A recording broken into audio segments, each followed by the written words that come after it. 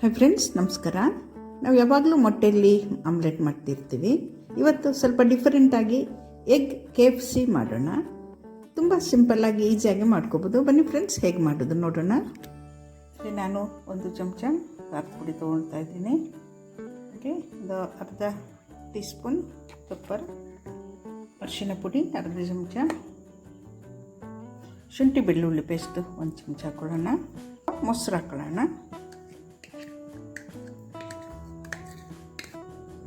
ಹಾಗೆ ಒಂದೆರಡು ಚಮಚ ಕಬಾಬ್ ಪುಡಿ ಹಾಕ್ಕೊಳ್ಳೋಣ. ಸ್ವಲ್ಪ ಉಪ್ಪು ಸೇರಿಸ್ಕೊಳ್ಳೋಣ, ಯಾಕಂದರೆ ಕಬಾಬ್ ಪುಡಿಲಿ ಉಪ್ಪು ಇರುತ್ತೆ. ಈಗ ನಾವು ಈ ಮಿಶ್ರಣಕ್ಕೆ 3 ಮೊಟ್ಟೆ ಒಡೆದು ಸೇರಿಸ್ಕೊಳ್ಳೋಣ.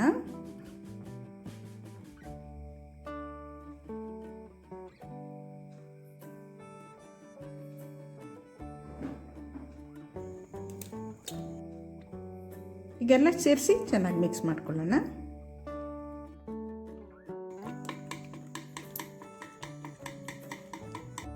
ಮಿಕ್ಸ್ ಮಾಡಿದ್ದು ರೆಡಿ ಆಗಿದೆ. ಈಗ ಅದನ್ನ ಸೈಡ್ ಇಟ್ಕೊಳ್ಳೋಣ.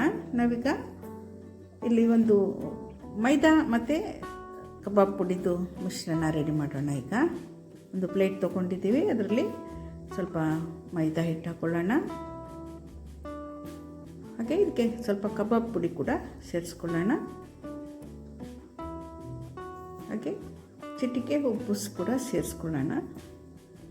ಈಗ ಎಲ್ಲ ಸೇರಿಸಿ ಚೆನ್ನಾಗಿ ಮಿಕ್ಸ್ ಮಾಡ್ಕೊಳ್ಳೋಣ. ಇದು ನಾವು ಮೊಟ್ಟೆ ಆಮ್ಲೆಟ್ ಮಾಡ್ತೀವಲ್ಲ, ಅದನ್ನ ಡಿಪ್ ಮಾಡಲಿಕ್ಕೆ ಈ ಪ್ರಿಪರೇಷನ್ ಮಾಡಿ ಇಟ್ಕೊಂಡಿರ್ತೀವಿ. ಇದನ್ನ ಚೆನ್ನಾಗಿ ಮಿಕ್ಸ್ ಮಾಡಿ ಸೈಡ್ ಇಟ್ಕೊಳ್ಳೋಣ. ಹಾಗೆ ನಾವು ಇನ್ನೊಂದು ಪಾತ್ರೆಯಲ್ಲಿ 2 ಚಮಚ ಮೈದಾ ಹಿಟ್ಟು ಹಾಕ್ಕೊಳ್ಳೋಣ. ಒಂದು ಚಿಟಿಕೆ ಉಪ್ಪು ಕೂಡ ಸೇರಿಸ್ಕೊಳ್ಳೋಣ. ಹಾಗೆ ಇದಕ್ಕೆ ಒಂದು ಮೊಟ್ಟೆ ಒಡೆದು ಹಾಕ್ಕೊಳ್ಳೋಣ.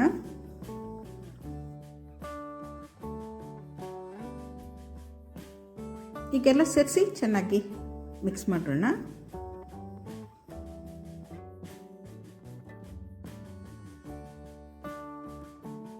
ಈ ಹದಕ್ಕೆ ರೆಡಿ ಮಾಡಿ ಸೈಡ್ ಇಡೋಣ. ಹಾಗೆ ನಾವು ಆಮ್ಲೆಟ್ ಮಾಡಲಿಕ್ಕೆ ಗ್ಯಾಸ್ ಮೇಲೆ ಒಂದು ತವ ಇಡೋಣ. ಹಾಗೆ ಸ್ವಲ್ಪ ಎಣ್ಣೆ ಹಾಕ್ಕೊಳ್ಳೋಣ.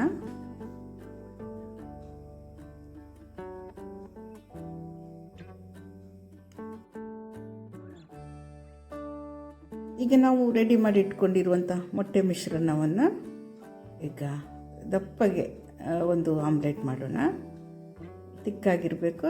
ಒಂದೇ ಒಂದು ಆಮ್ಲೆಟ್ ಮಾಡ್ಕೊಳ್ಳೋಣ. ಸಣ್ಣ ಉರಿಲಿ ಫ್ರೈ ಮಾಡ್ಕೊಳ್ಳೋಣ.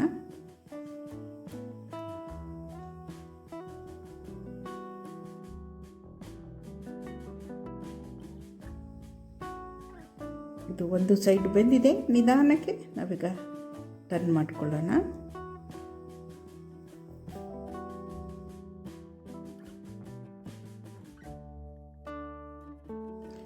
ಆಮ್ಲೆಟ್ ರೆಡಿಯಾಗಿದೆ. ನಾವೀಗ ಇದನ್ನು ಸೈಡಿಗೆ ತಗೊಳ್ಳೋಣ.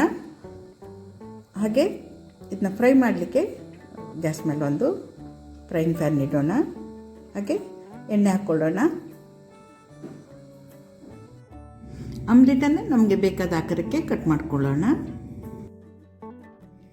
ಕಟ್ ಮಾಡ್ಕೊಂಡಿರೋ ಆಮ್ಲೆಟನ್ನು ನಾವು ಮೊದಲಿಗೆ ಈ ಲಿಕ್ವಿಡ್ ಮಿಶ್ರಣ ಅಂದರೆ ಮೈದಾ ಮತ್ತು ಮೊಟ್ಟೆ ಮಿಶ್ರಣದಲ್ಲಿ ಅದು ಬಿಡಬೇಕು.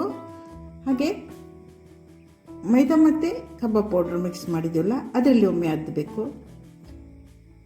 ಮತ್ತು ಫ್ರೈ ಮಾಡಬೇಕು. ಹೀಗೆ 2 ಬಾರಿ ಲಿಕ್ವಿಡಲ್ಲಿ ಅದ್ದಿ 2 ಬಾರಿ ಈ ಪುಡಿ ಮಿಶ್ರಣದಲ್ಲಿ ಅದ್ದಿ ಫ್ರೈ ಮಾಡಿಕೊಂಡ್ರೆ ಎಕ್ಸಾಕ್ಟ್ಲಿ KFC ರೀತಿಯಲ್ಲೇ ಎಗ್ KFC ರೆಡಿ ಆಗುತ್ತೆ. ತುಂಬ ಚೆನ್ನಾಗಿರುತ್ತೆ. ರೋಸ್ಟ್ ಆಗಿ ರೆಡಿ ಆಗುತ್ತೆ.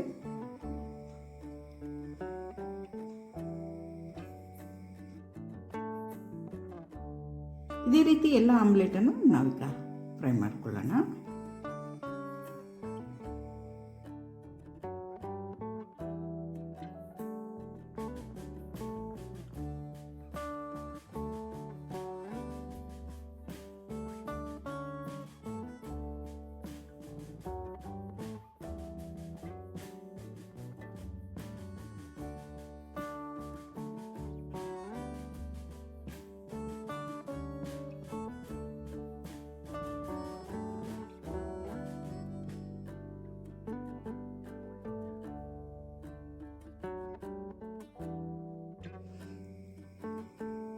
ಎಗ್ KFC ಚೆನ್ನಾಗಿ ಫ್ರೈ ಆಗಿದೆ.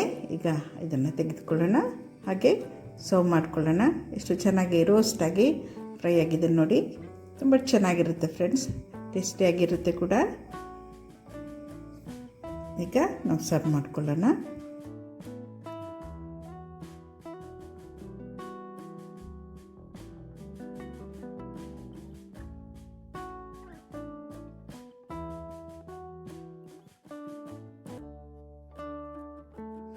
ಟೇಸ್ಟಿಯಾದ ಎಗ್ KFC ರೆಡಿಯಾಗಿದೆ ಸ್ನೇಹಿತರೆ. ತುಂಬ ಚೆನ್ನಾಗಿರುತ್ತೆ. ಒಂದಿನ ಡಿಫ್ರೆಂಟಾಗಿ ನೀವು ಮನೇಲಿ ಮಾಡಿ ಟೇಸ್ಟ್ ಮಾಡಿ. Thanks for watching. ಧನ್ಯವಾದಗಳು.